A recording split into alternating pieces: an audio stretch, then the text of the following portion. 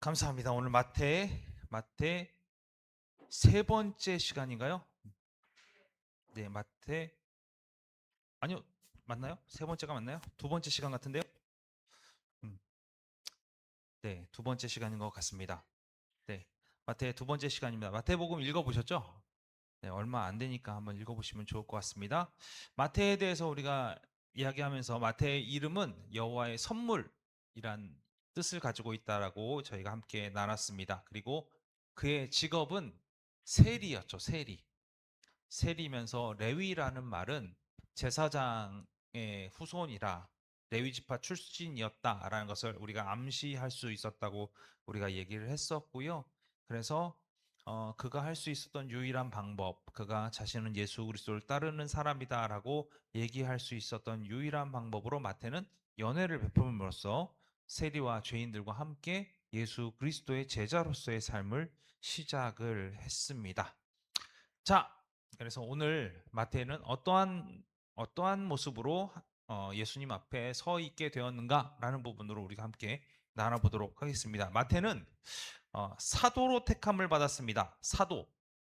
마태는 사도로 택함을 받았습니다. 사도란 말은 보냄을 받은 자, 보내심을 받은 자라는 뜻이에요. 예전에 이 사도란 말에 대해서 얘기가 많이 나왔을 때 우리가 바울에 대해서도 이 말이 참 많이 등장을 하거든요. 왜냐하면 최초의 사도들은 예수님과 함께 했고 예수님을 보았고 그리고 예수님의 부활을 증거한 사람들을 사도라고 불렀어요. 그러니까 최초의 사도라고 부른 사람들이 그렇게 불렸습니다.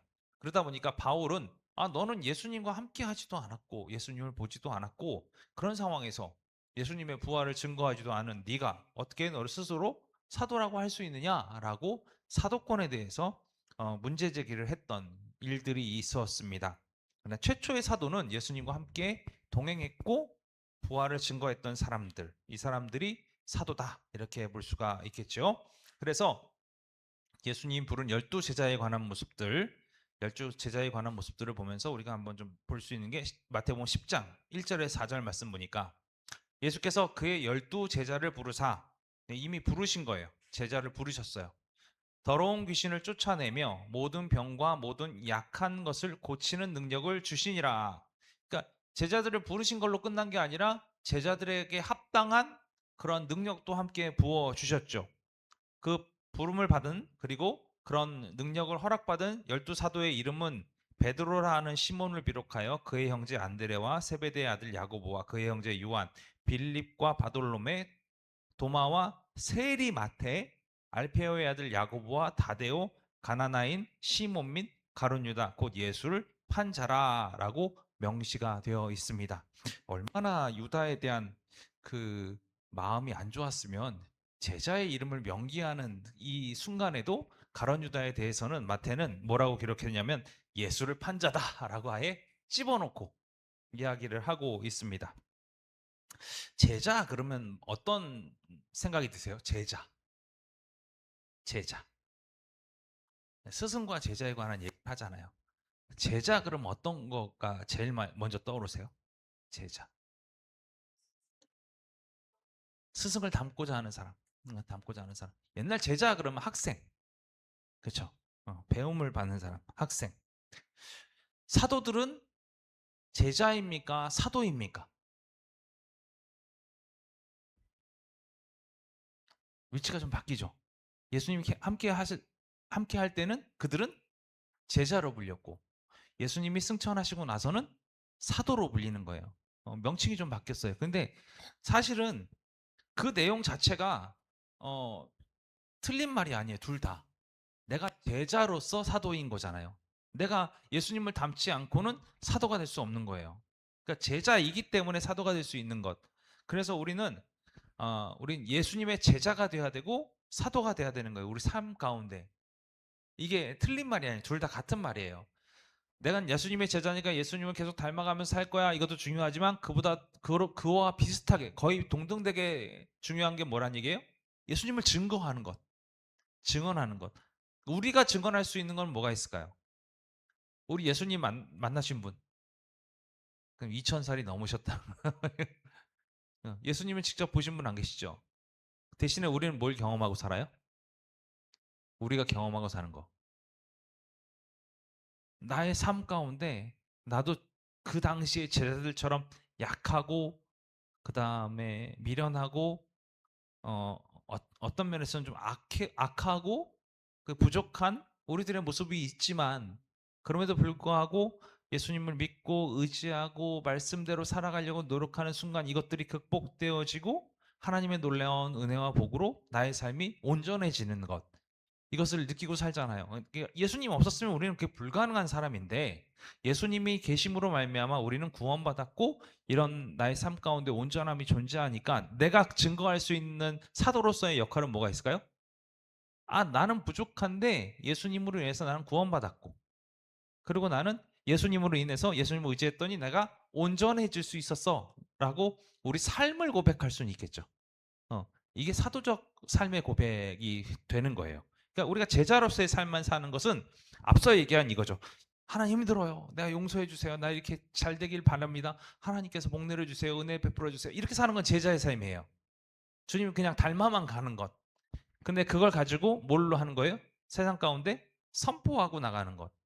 이게 사도적 삶이라는 거죠. 뭐 꼭 뭐 예수천국 뭐 불신지옥 이게 아니라 그것만이 아니라는 거예요. 그거 좀 잘 아셨으면 좋겠습니다. 그래서 제자라는 말은 그리스도를 영접하고 그의 가르침을 받는 학습자 또는 학생이 된 모든 사람에게 적용될 수 있다라는 거예요. 그러니까 저와 여러분도 다 어떤 겁니까? 제자이면서 사도다. 이 부분을 아시면 좋을 것 같습니다. 자, 마태복음 누가 썼나요? 마태가 썼습니다. 마태복음 마태가 썼고요. 마가복음은요? 마가가 썼고요. 누가복음은요? 누가가 썼고요. 그러면 사도행전은요? 네, 사도행전 누가 써요? 사도행전 누가가 썼어요? 네, 누가가 썼습니다. 고린도전서 바울 여기서부터 이제 바울 네 그런 식으로 갑니다. 마태, 마가, 누가, 요한까지는 잘 갑니다. 그 다음서부터 헷갈리죠. 네, 자 마태복음은 마태가 쓸 수 있다고 저는 생각해요. 야고보 복음 없잖아요. 빌립 복음 없잖아요. 그럼에도 불구하고 그들이 그렇게 글을 쓸 수 있는 은혜를 받았기 때문에 그가 그렇게 남길 수 있었다라는 거예요. 그래서 마태복음은 마태복음과 마가복음, 누가복음, 요한복음 이게 뭔가 좀 비슷하게들 가요. 이 내용이 여기서 섞여 있고 이 내용이 저기서 섞여 있고 막 그래요. 그럼 마태복음을 좀 이렇게 딱 잘라가지고 야 마태복음은 이거야라고 정의 내릴 수 있는 게 있다고 하면 사실은 마태복음 1장입니다. 그게 정의예요. 뭐냐면 가장 궁금한 점에 대해서 마태를 뭘로 풀어가기 시작하냐면 어, 도대체 예수님이라는 사람이 뭔데? 도대체 뭔데? 감히 메시아라고 불려? 이거예요. 이거에 대한 문제를 마태는 뭐라고 풀어내냐면 어, 아브라함하고 다윗과 연결시킵니다. 예수님은 아브라함과도 연결되고 다윗과도 연결된 분이셔. 그렇기 때문에 유대교에서 계속해서 내려오는 메시아의 계보하고 전혀 무관하지 않아. 그 메시아의 계보에 정확하게 닿은 한 사람이 있다고 한다면 예수님이야 라고 얘기하는데 중점을 둔 게 뭐냐면 마태복음이에요. 그러니까 마태복음은 그러면 누굴 대상으로 썼을까요? 그렇죠. 유대인을 대상으로 쓴 거예요. 니들이 계속 아니라 그러고 니들이 계속 십자가에 못 박고 니들이 난리 쳤잖아. 그런데 그분이 메시아야. 이걸 설명해야 하는 거예요. 그 마태복음 그게 문제라는 거죠. 그 문제를 해결하기 위해서 아브라함과 다윗 이 두 유대인들이 보기에 가장 핵심 있는 인물들하고 매치를 시킴으로써 예수님이 메시아임을 드러낸 거예요. 그래서 왕유와의 연결, 왕과의 연결 누굴까요? 그러면 다윗과 연결되겠죠. 그렇죠. 그다음 약속에 관한 연결 아브라함과 연결되겠죠. 이제 먼저 그 다윗 왕권에 관련된 부분 이 부분 한번 보죠. 왕에 관련된 부분 사무엘하 7장 8절에서 16절까지 보니까 그러므로 이제 내 종 다윗에게 이와 같이 말하라. 만군의 여호와께서 이와 같이 말씀하시기를 내가 너를 목장 곧 양을 따르는 데에 데려다가 그 백성 이스라엘의 주권자로 삼고 내가 가는 모든 곳에서 내가 너와 함께 있어 내 모든 원수를 내 앞에서 멸하였은즉 땅에서 위대한 자들의 이름같이 내 이름을 위대하게 만들어 주리라. 이게 뭐냐면 유대인들한테 강력하게 왕 하면 다윗이야 라는 부분을 그 유대인들이 가장 확실하게 잡고 있는 게 다윗이잖아요. 그 하나님께서 이렇게 말씀하셨다 이 얘기를 해놓고 마태복음 1장에서는 뭐랑 연결하면 이 다윗과 매칭이 된 게 예수님이야 이렇게 얘기한다는 거예요. 계속 읽어보면 내가 또 내 백성 이스라엘 위하여 한 곳을 정하여 그를 심고 그를 거주하게 하고 다시 옮기지 못하게 하며 악한 종류로 전과 같이 그들을 해하지 못하게 하여 전에 내가 사사에게 명령하여 내 백성 이스라엘을 다스리던 때와 같이 아니하게 하고 너를 모든 원수에게서 벗어나 편히 쉬게 하리라. 여호와가 또 내게 이르노니 여호와가 너를 위하여 집을 짓고 내 수완이 차서 내 조상들과 함께 누울 때에 내가 내 몸에서 날 내 씨를 내 뒤에 세워 그의 나라를 견고하게 하리라. 그는 내 이름을 위하여 집을 건축할 것이요 나는 그의 나라 왕위를 영원히 견고하게 하리라. 나는 그에게 아버지가 되고 그는 내게 아들이 되리니 그가 만일 죄를 범하면 내가 사람의 매와 인생의 채찍으로 징계하려니와 내가 내 앞에서 물러나게 한 사울에게서 내 은총을 빼앗은 것처럼 그에게서 빼앗지는 아니하리라. 내 집과 내 나라가 내 앞에서 영원히 보존되고 내 왕위가 영원히 견고하리라 하셨다 하라. 이렇게 얘기하고 있어요. 왕권은 다윗으로부터 시작해서 다윗으로 끝나는 거예요. 그리고 지금 여기에 나온 중요한 말 중에 하나가 뭐냐면 이 왕권이 누구로부터 계속 이어진다는 거예요? 다윗으로부터 그의 자식으로 이어져서 결국에는 이 다윗으로부터 연결되어 있는 사람이 왕권을 갖고 있다라는 얘기를 하고 싶은 거예요. 이게 다윗의 후손이 되면 그러면 그가 왕권을 갖고 있다라는 증명이 되는 거잖아요. 그러니까 마태는 그것을 계속 얘기하고 있는 거예요. 그러니까 종려주일날 사람들이 계속해서 예수님을 향해서 외쳤던 말이 뭐예요? 호산나 다윗의 자손이여. 이렇게 외치고 있어요. 심지어 예수님이 길을 가는 과정 중에서도 소경은 뭐라고 외치냐면 다윗의 자손이여 나를 불쌍히 여기소서 이렇게 외치거든요. 그러니까 모든 사람들이 뭘 알고 있는 거예요? 예수님이 왕권을 갖고 있음을 인정하고 있는 거예요. 알고 있는 거예요. 그래서 마태는 그것을 연결시켰다는 거죠. 약속에 관한 것도 보여주죠. 약속도 분명하게 나오는데 창세기 12장 1절에서 9절까지 아브라함에게 한 얘기예요. 여호와께서 아브라함에게 이르시되 너는 너의 고향과 친척과 아버지의 집을 떠나 내가 내게 보여줄 땅으로 가라. 내가 너로 큰 민족을 이루고 내게 복을 주어 내 이름을 창대하게 하리니 너는 복이 될지라. 너를 축복하는 자에게는 내가 복을 내리고 너를 저주하는 자에게는 내가 저주하리니 땅의 모든 족속이 너로 말미암아 복을 얻을 것이라 하신지라. 이에 아브라함이 여호와의 말씀을 따라갔고 롯도 그와 함께 갔으며 아브라함이 하란을 떠날 때에 75세였더라. 아브라함의 그의 아내 사레와 조카 롯과 하란에서 모은 모든 소유와 얻은 사람들을 이끌고 가나안 땅으로 가려고 떠나서 마침내 가나안 땅에 들어갔더라. 이게 참 묘한 거예요. 아브라함 같은 경우에는요. 하나님의 말씀 중에서 지킨 게 딱 한 개밖에 없어요. 우리 좀 보잖아요. 하나님 1절 다시 한번 보여줄래요? 1절 보니까 여호와께서 아브라함에게 이르시되 너는 너의 고향과 친척과 아버지의 집을 떠나라. 이렇게 고향과 친척과 아버지의 집을 떠나라. 그런데 아까 보는 뭐냐면 아브라함의 그의 아내 사레와 조카 롯과 친척은 하란에서 모은 모든 소유와 다 들어가죠. 그 다음에 얻은 사람들을 같이 있는 모든 사람들 다 데리고 가나안 땅으로 가려고 떠나서 마침내 가나안 땅에 들어갔더라. 뭐만 떠난 거예요? 고향만 떠난 거예요. 고향만. 아무것도 떠난 게 없어요. 결국에는 떠나지 않은 것이 그의 걸림돌이 됩니다. 네. 아브라함이 그 땅을 지나 세겜 땅 모래 상수리 나무에 이르니 그때에 가나안 사람이 그 땅에 거주하였더라. 여호와께서 아브라함에게 나타나 이르시되 내가 이 땅을 내 자손에게 주리라 하신지라. 자기에게 나타나신 여호와께서 그가 그곳에서 제단을 쌓고 거기서 베델 동쪽 산으로 옮겨 장막을 치니 서쪽은 베델이요 동쪽은 아이라. 그가 그곳에서 여호와께 제단을 쌓고 여호와의 이름을 부르더니 점점 남방으로 옮겨갔더라. 아브라함과 연결시키면 유대인들의 마음 가운데 뭐가 살아나냐면 그 땅의 회복이 살아나는 거예요. 아까 다윗과 연결시키면 뭐가 살아나겠어요?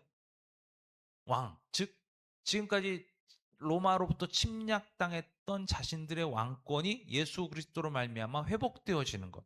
이게 나타나는 거고, 아브라함과 연결시키면 뭐가 같이 나타나는 거예요? 이 땅에 관한 온전한 회복이 나타나는 거예요.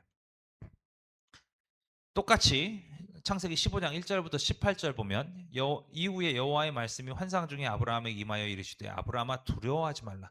나는 내 방패요 너의 지극히 큰 상급이니라. 아브라함이 이르되 주 여호와여 무엇을 내게 주시려 하시나이까. 나는 자식이 없사오니 나의 상속자는 이 다메섹 사람 엘리에셀이니이다. 아브라함이 또 이르되 주께서 내게 씨를 주지 아니하셨으니 내 집에서 길린 자가 내 상속자가 될 것이니이다. 자기 멋대로 얘기하는 거예요. 하나님 말씀과 전혀 다르게. 여호와의 말씀이 그에게 임하여 이르시되 그 사람이 내 상속자가 아니라 내 몸에서 날 자가 내 상속자가 되리라 하시고. 이게 되게 중요한 말이에요. 결국엔 뭐예요? 계보가 이어지지 않으면 그 사람은 아무 상관없는 사람이야 라고 얘기하는 거랑 마찬가지예요. 아까 다윗하고 똑같은 거예요. 그를 이끌고 밖에 나가 이르시되 하늘을 우러러 무뼈를 셀 수 있나 보라. 또 그에게 이르시되 내 자손이 이와 같으리라. 아브라함이 여호와를 믿으니 여호와께서 이를 그의 의로 여기시고 또 그에게 이르시되 나는 이 땅을 내게 주어 소유를 삼게 하려고 너를 갈대아인의 우르에서 이끌어낸 여호와니라. 그가 이르되 주 여호와여 내가 이 땅을 소유로 받을 것을 무엇으로 할리이까. 여호와께서 그에게 이르시되 나를 위하여 3년 된 암소와 3년 된 암염소와 3년 된 순양과 3비둘기와 10비둘기 새끼를 가져올지니라. 아브라함이 그 모든 것을 가져다가 그 중간을 쪼개고 그 쪼갠 것을 마주 대하여 놓고 그 새는 쪼개지 아니하였으며 솔개가 그 사체 위에 내릴 때에 아브라함이 쫓았더라. 해질 때에 아브라함에게 깊은 잠이 임하고 큰 흑암과 두려움이 그에게 임하였더니 여호와께서 아브라함에게 이르시되 너는 반드시 알라. 내 자손이 이방에서 객이 되어 그들을 섬기겠고 그들을 400년 동안 내 자손을 괴롭히리니 그들이 섬기는 나라를 내가 징벌할지며 그 후에 내 자손이 큰 재물을 이끌고 나아오리라. 이거 언제 얘기해요? 이스라엘 백성 망할 때 얘기해요. 망할 때 얘기해요. 출애굽이 아니라 망할 때 얘기해요. 응. 망할 때 얘기인 거예요. 그래서 그들이 섬기는 나라 했죠. 너는 장수하다가 평안히 조상에게로 돌아가 장사될 것이요 내 자손은 4대 만에 이 땅으로 돌아오리니 이는 아모리 족속의 죄악이 아직 가득 차지 아니함이니라 하시더니 해가 져서 어두울 때에 연기가 나는 화로가 보이며 타는 횃불이 쪼갠 고기 사이로 지나가더라. 그날에 여호와께서 아브라함과 더불어 언약을 세워 이르시되 내가 이 땅을 애굽 강에서부터 그 큰 유브라데까지 내 자손에게 주노니. 이게 지금 그렇게 되면 어떻게 되는지 아세요? 지금 땅으로 보면 이집트서부터 출발해가지고 그 꼭대기에 그 터키까지가 이스라엘 땅이 되는 거예요. 이 개념으로만 따지면. 내 자손에게 주린다. 이렇게 이야기하고 있어요. 이 땅에 대한 온전한 회복, 이 말씀에 대한 온전한 회복, 이것을 사람들이 기대할 수밖에 없는 거죠. 계속해서 그 계보대로만 움직인다라고 우리에게 알려주고 있기 때문에 그렇습니다. 마태는 왜 이렇게 계보를 통해서 이렇게 할 수 있었을까요? 설명할 수 있었을까요? 마태 직업이 뭐였죠? 세리. 뭐에 빠를까요? 계산에 빠른 거예요. 계산에 팍팍팍팍 돌아가는 거예요. 이거다라고 내세울 수 있는 게, 다른 사람들은 하나님은 이런 이적을 베풀어 이런 기적을 베풀어 예수님께서는 어떤 일을 행하셨어 이런 거에 집중했다고 한다면, 마태는 뭘 갖고 얘기하냐면 니네가 얘기하는 게 아브라함이야? 오케이, 아브라함 봐봐. 다윗 봐봐. 어떻게 쪼개놨어요? 아브라함부터 14대, 다윗부터 14대 딱 쪼개놓은 거예요. 아예 계산을 칼같이 했어요. 착착착착착 맞지? 이렇게 얘기하는 게 다 마태라는 거예요. 자, 조금만 더 하고 마치겠습니다. 마태복음의 특징을 보면 어떤 특징이 있냐면 예수님을 왕으로 표현합니다. 다윗의 계보에 이어서 나온 그 왕으로 표현해요. 그래서 마태복음 2장 2절에 보면 뭐라고 되냐면 유대인의 왕으로 나신 이가 어디 계시냐? 우리가 동방에서 그의 별을 보고 그에게 경배하러 왔노라 하니 마태복음에 드러나 있는 표현이에요. 표현에 뭐라고 들어가 있냐면 유대인의 왕이 누구냐라고 얘기를 하고 있죠. 21장 4절 5절 보도록 이는 선지자를 통하여 하신 말씀을 이루려 하심이라 일러스되 시온 딸에게 이르기를 내 왕이 내게 임하나니 그는 겸손하여 나귀 곧 멍에 매는 짐승의 새끼를 탔노라 하라 하였느니라. 이게 갑자기 나온 이유가 뭘까요? 예언의 성취이기 때문에 그래요. 그리고 실제로 그 일이 예수님의 그 모습 가운데 행하여졌기 때문에 그래요. 이 모습을 보면서 예수님을 뭘로 지금 계속해서 얘기하고 있는 거예요? 유대인의 왕이다. 이렇게 얘기하고 있는 거예요. 25장 34절 보면 그때의 임금이 그 오른편에 있는 자들에게 이르시되 내 아버지께 복 받을 자들이여 나와 창세로부터 너희를 위하여 예비된 나라를 상속받으라. 여기서 임금은 누굽니까? 임금은 하나님이에요. 하나님. 하나님. 하나님 오른편에 있는 자들을 예수님 오른편에 있는 불러서 얘기를 하는 거예요. 뭐라고요? 상속받을 자들이 누구냐 이렇게 얘기하는 거예요. 그게 무슨 얘기예요? 그러면 그 권한을 갖고 있는 자가 예수님이다라는 것을 표현하고 있는 겁니다. 어떠세요? 어떠세요? 왕으로 믿겨지세요?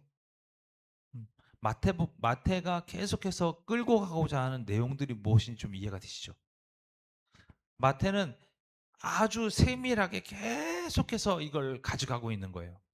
그러니까 유대인을 위해서 기록을 한 부분을 보면 어, 유대인들이 계속 얘기한 게 뭐냐면 아브라함의 혈통을 통해서 예수님이 올 거라는 것을 그들은 정확하게 알고 있었어요. 왜요? 계속 봐왔던 게 그거니까 공부했던 게 그거니까. 그리고 어, 소위 얘기해서 그 모든 순서를 14대 14대씩 잘라가지고 정확하게 칼같이 레위 누가 셀이 아니랄까봐 아주 정확하게 잘라서 얘기한 거죠. 그 부분도 한번 보죠. 마태복음 1장 17절. 총 42대를 갖다가 이렇게 하고 있어요. 그런즉 모든 대수가 아브라함부터 다윗까지 14대요. 다윗부터 바벨론으로 사로잡혀 갈 때까지 14대요. 바벨론으로 사로잡혀 간 후부터 그리스도까지 14대더라. 정확하게 딱딱딱딱 잘라가지고 자, 봐. 니네 맞잖아. 정확하잖아. 이거를 계속해서 얘기하고 있는 거예요. 저는 이걸 보면서 무슨 생각이 들었냐면 하나님께서 우리에게 주신 달란트 그게 무엇이든 그 달란트가 하나님께 붙들린 바 되었을 때는 놀랍게 사용된다라는 걸 제가 이 마태를 통해서 봐요. 그가 처음에 세리가 되었을 때 그는 얼마나 똑똑했을까요? 정말 똑똑했을 것 같아요. 셈에 정말 바르고 어떤 걸 해더라도 정확하고 명확하게 해결하려고 들었을 것 같아요. 그 모습은 저는 하나님께로부터 받은 달란트라고 저는 생각해요.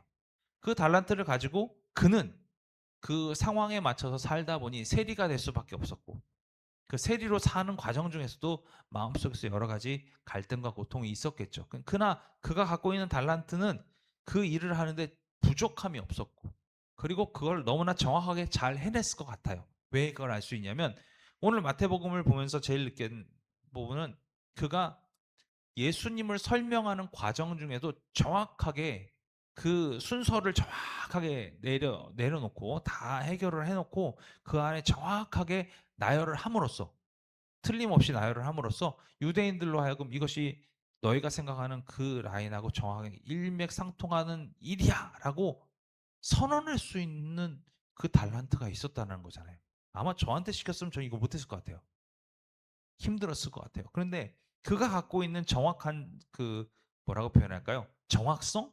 이 정확성이 결국에는 마태복음을 이렇게 그 신약 성경의 맨 처음에 드러나게 하는 그런 모습이 되지 않았을까? 저는 이렇게 생각을 합니다. 어떻게 보셨어요? 좀 그렇게 느껴지세요? 그럼 여러분은 어떤 달란트를 갖고 계시나요? 그게 있을 거거든요, 분명히. 근데 그게 하나님께 어떻게든 붙들림 받아 됐을 때 그것이 잘 선용될 수 있느냐 없느냐 이게 참 아름다운 사도로서의 그 모습이 되느냐 못하느냐 이 차이일 것 같아요.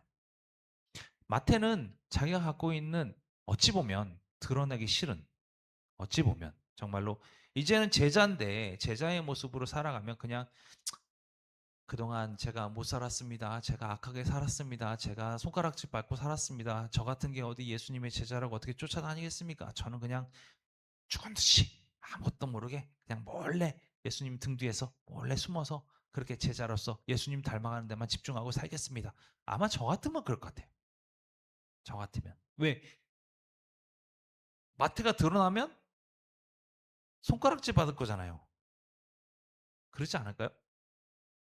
아니, 남한테 계속 손가락질 받았던 사람이잖아요. 근데 나와가지고 뭐 예수님 앞으로 이렇게 좀 움직이려고 그러면 아이 저놈 새끼 또 성질 나온다. 뭐 이런 얘기 나올 거 아니에요. 저는 그냥 몰래 숨었을 것 같아요. 그런데 마태는 그 가운데서도 자신이 갖고 있는 달란트로 정확하게 핵심을 집어가지고 기록하기 시작했다라는 거죠. 우리도 그게 맞는 것 같습니다. 우리도 하나님께서 우리에게 주신 달란트를 얼만큼 잘 선용할 수 있는가? 하나님이 우리에게 맡겨주신 그 달란트를 가지고 얼마나 하나님이 원하시는 일을 할 수 있는가? 이런 것들에 대해서 고민해 볼 수 있는 어찌 보면 우리의 삶도 예수님 보시기에는 너무나 부족한 삶일 수도 있고 어찌 보면 우리의 삶이 하나님 보시기에 한없이 모자란 그런 모습일 수도 있지만 그럼에도 불구하고 저는 마태복음 처음서부터 이제 보면서 제일 많이 느꼈던 부분은 뭐냐면 우리에게 준 달란트를 끝까지 선용할 수 있는 은혜가 있으면 좋겠다. 괜히 그 달란트를 주신 게 아니다. 그리고 그걸 가지고 어떻게 우리는 하나님 앞에 그리스도인으로 살아갈 수 있을까? 이것을 묵상하고 고민할 수 있는 그래서 그 마태복음 보면서 그것을 좀 느낄 수 있는 우리들이 되었으면 좋겠습니다. 기도하겠습니다.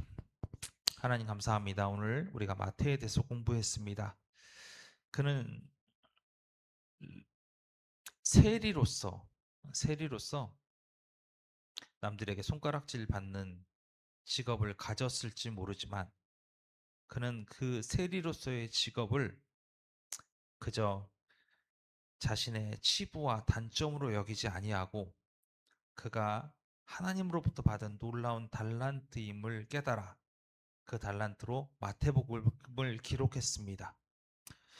지금에 와서 봐서도 도무지 쫓아가기 힘들 만큼 정확하게 예수님과 아브라함 그리고 다윗을 잘 연결시켜 놓은 모습을 보면서 하나님께서 이 마태를 들어서 어떻게 사용하셨는지 예수님께서 그를 제자로 불러서 그들을 어떻게 이끌어 가셨는지가 우리의 마음속에 교훈이 되게 인도하여 주시옵소서.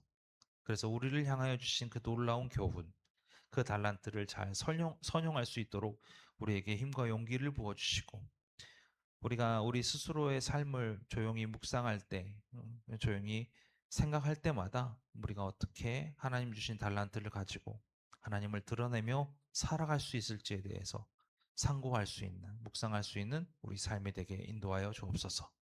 감사드리며 예수 그리스도 이름으로 기도합니다. 아멘. 주기도문 하시겠습니다. 하늘에 계신 우리 아버지여, 이름이 거룩히 여김을 받으시오며 나라가 임하옵시며 뜻이 하늘에서 이루어진 것 같이 땅에서도 이루어지이다. 오늘 우리에게 일용할 양식을 주시옵고 우리가 우리에게 죄 지은 자를 사하여 준 것 같이 우리 죄를 사하여 주시옵고 우리를 시험에 들게 하지 마시옵고 다만 악에서 구하시옵소서. 나라와 권세와 영광이 아버지께 영원히 있사옵나이다. 아멘.